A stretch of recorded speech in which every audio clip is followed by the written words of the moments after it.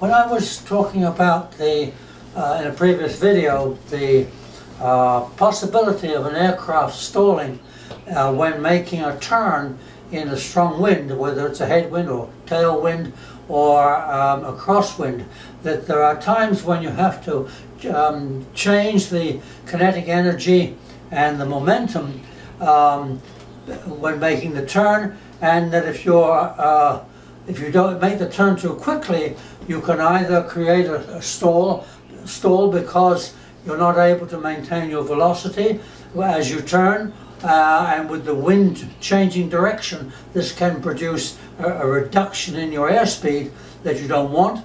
Or you can get a high-speed turn, high-speed stall if the turn is made too quickly at a high speed and you turn so quickly that you cause turbulence under the wings, which cause a high-speed stall. But I mentioned there that kinetic energy and momentum are not relative to the air as the flight is generally considered to be, of an airplane, is generally considered to be, its movement is relative to the air, and you use the indicated airspeed to determine whether you're flying fast enough or too fast. But I mentioned that the kinetic energy and the momentum are not relative to the air, they're relative to the ground. So that if we've got an airplane flying here, say, and there's a headwind, its velocity is relative to the ground, which may be the sea or it might be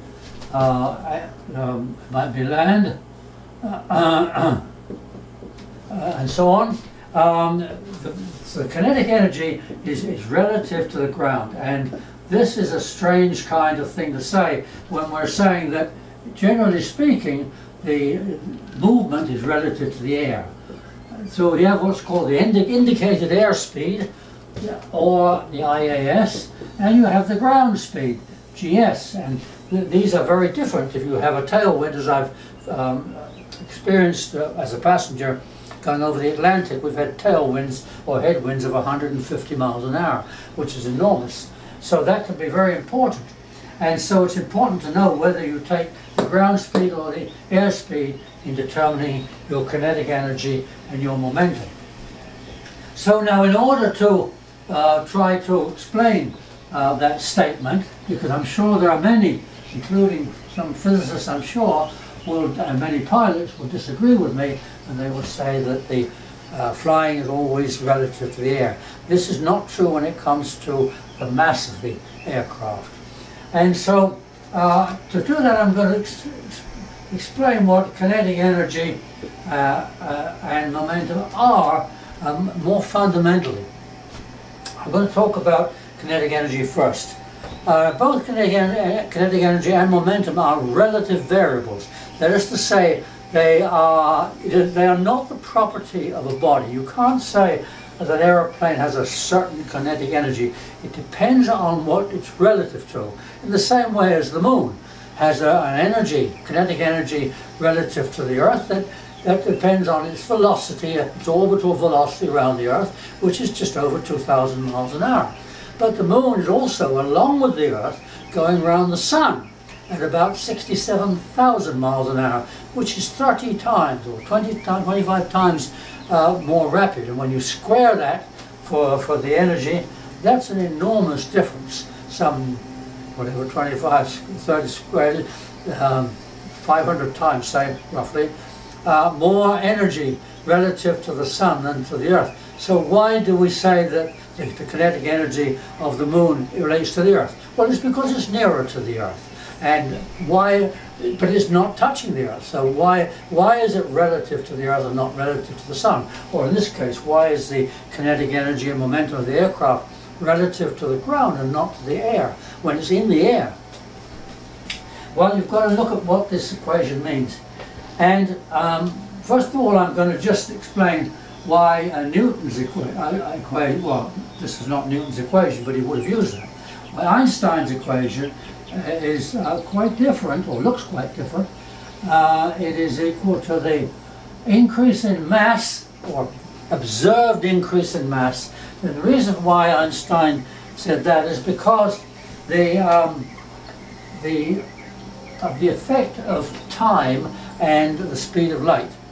And when you include that, you have a slight increase in mass. So this is a very large number multiplied by a very small number, and it comes to the same as this, but that's hard to see from that. So just to reassure you that I can ignore that and use the old value and not Einstein's values, not because I'm ignoring him, but because this applies only to very rapidly moving bodies such as particles, nuclear particles. But when you're talking about an airplane, there's no way that the speed can be high enough for this to apply. But let's prove that, just to satisfy you. If you expand that, you find that, and I'm not going to explain where I get this from, but if the increased mass or inertia is equal to the rest mass, m, divided by what's called the Lorentz transformation equation. You can look this up if you want to find out more about it. You can look up either under Lorentz, where you'll get this equation, or under Einstein's special theory of relativity, where he applies it to movement in space, space being any movement that is visible to us. And if you look up Lorentz, you'll be able to see that I'm using the correct value for this. If you divide the rest mass by this equation here, then you get the modified mass, and that is the equation when it's expanded. And we've introduced v, as you can see, v squared. So we're getting towards it looking a little more like this. So I'm now going to do something else. I'm going to use an approximation. Now, approximations in mathematics are quite acceptable, provided that you avoid two problems. The two problems you get with approximations are, firstly, that if you apply the approximation in the middle of an equation, as I am, in the middle of a calculation, then you're liable to affect numbers later on where that approximation becomes worthless or incorrect. So you should always approximate at the end, as you do when you round a number. If you round the number to the nearest dollar, don't do it when you calculate shall we say, the interest on a small amount. If you're adding several amounts, don't approximate until you've finished the whole calculation, got a final number, then you round it to the nearest dollar. People have made a lot of money by rounding earlier than that and keeping the difference, but that's another matter. If you approximate in the middle, you have to be careful. The second danger with approximating is that you may approximate two numbers that are very close to one another, and that's the danger here. That if this number is very close to that, and you say, well, that's so close to that, we will ignore the difference, then you have no energy at all. So you can't ignore that difference, although it's very small. So this number here is very close to zero, because the velocity of c, the speed of light, is 186,000 miles a second. And even say, if you could make a spacecraft travel at 186,000 miles an hour, it's still an hour instead of a second, and the difference is 3,600 number of seconds in an hour. And when you square that, you've got square of 3,600, which is about 10 million. And it means that this number is 1 over 10 million. And that's for traveling at 186,000 miles an hour. But if you travel it like an aeroplane, then this number is negligible. But I'm not going to neglect it, because I want to show it's the same as that. Otherwise, I'll get this back to here. And so I'm going to approximate, but I'm not going to approximate this. I'm going to approximate the square root. Now, if you expand the square root, the calculation for the expansion of the square root is that you can is 1, expanding this here, if you were to solve that, that would be 1 minus a half of v squared over c squared, plus, and then there's a series of smaller amounts going on for as long until you get to the point where you don't need any more. Like if it's the square root of 4, then right away you can get that right away, because the square root of 4 is 2. So you don't have to go any further. But if the number were 3, for example, well, you'd be going along for a long time. But once you get past this point, the numbers are so small that you can neglect the rest of them, and I'm going to say that's the total. Minus 1, sorry, that's m. And so you see, I've approximated, but I haven't ignored this order. The higher order, as to say, higher powers of the fraction are much smaller and can be ignored. But I'm not ignoring that one, so I'm going to keep this in there, and then I'm going to carry out another approximation, which is also valid. And I'm sure any math teacher or math student will tell you it's all right to make approximations like this. So I'm going to change that. I'm going to take the m outside of the equation, mc squared, and we've now got that minus 1. And what you can do here is that you can, if this is small, it's still small. It's not small enough to ignore, but it's small enough that we can put it on top and add it instead of subtracting it. So that is 1 plus a half v squared over c squared. Write that all again. It's 1 plus a half v squared over c squared minus 1. And now I can multiply that out, and I can say, okay, the 1 and the minus 1 cancel out, and I've got mc squared times v squared over c squared. Oh, there's a half in there. A half over 2 over c squared, which is equal to half mv squared. So when you not ignore the difference, but take the first order of the difference of the square, and not take the even smaller amounts, you find that it's quite all right to use this. So I'm going to use this old-fashioned equation instead of going into Einstein's theory. So that is going to be good enough, and we've got that. That's a good current value that's acceptable. Although I've still got problems with it, but I'm going to explain. Same thing goes with momentum, by the way. Momentum is equal to mv, and again, this can be divided by the Lorentz transformation equation. But if you do that, you could say either that it increases the mass or that it increases the velocity. That is correctly that for the relativity effect of the speed of light. So, but you see, this again is close to 1.